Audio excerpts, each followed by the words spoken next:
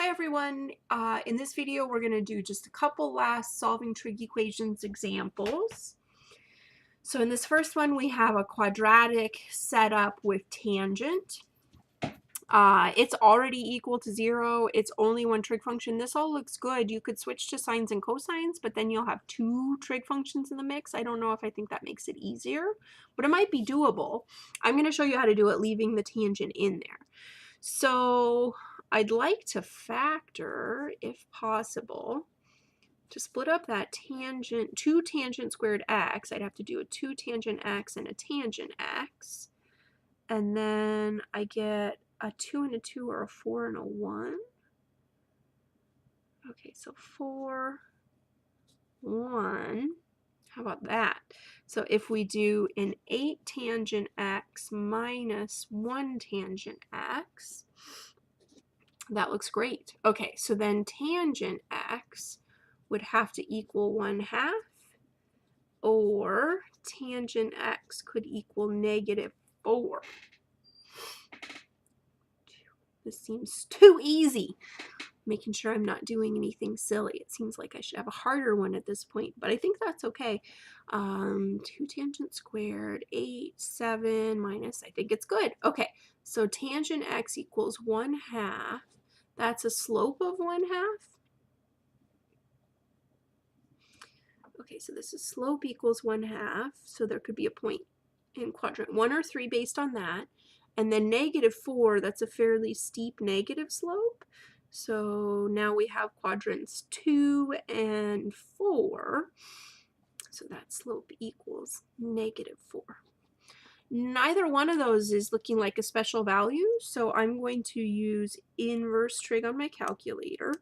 Okay, so that means that x could equal inverse tangent of 1/2, or x could equal inverse tangent of 4. 1/2. Oh, -4. I knew there's a negative somewhere. 1/2. Okay, so x should be approximately 0.464 if you want to go that many places. Or for this one, -4, -1.326.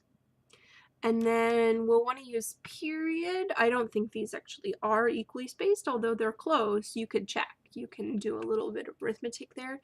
If this was a slope of 2, then I think we'd have it perfect, but 1/4 is going to be a little bit closer this way than it is this way. So we'll say x could equal 0.464 plus pi k, or -1.326 plus pi k, where k is an integer. Okay, so there's that one. And then we've got one more tangent cotangent.